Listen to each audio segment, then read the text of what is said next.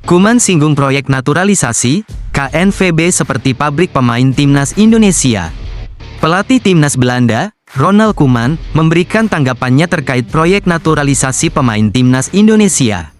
Tanggapan tersebut tak lepas dari banyaknya pemain keturunan Belanda yang memilih menjadi warga negara Indonesia dan membela skuad Garuda. Menurut Koeman, situasi ini terasa seperti Indonesia memiliki akademi sepak bola di Belanda.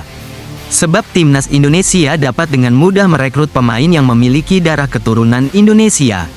Saat ini, beberapa pemain keturunan Indonesia di Belanda, seperti Ian Maatsen, berada dalam kebingungan terkait masa depan mereka di level internasional.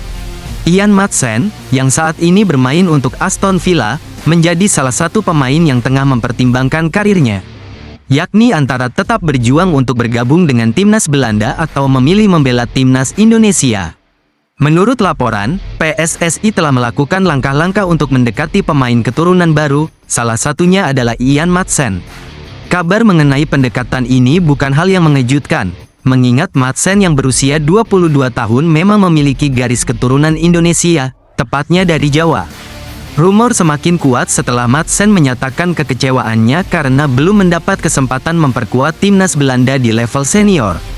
Koeman sendiri merasa kurang nyaman dengan strategi Indonesia yang terus merekrut pemain keturunan Belanda. Menurutnya, Indonesia mendapatkan keuntungan besar dengan merekrut pemain dari Belanda. Menjadi Indonesia itu mudah, mereka tinggal memilih pemain yang memiliki keturunan Indonesia. KNVB seperti pabrik pemain bagi timnas Indonesia, ujar Koeman dalam sebuah wawancara dengan media Belanda. Sementara itu, Federasi Sepak Bola Belanda memberikan pandangan yang berbeda. KNVB menilai tidak ada masalah jika pemain Belanda pindah ke timnas Indonesia. Bahkan banyak orang Belanda yang merasa bangga melihat pemain keturunan mereka memperkuat Indonesia.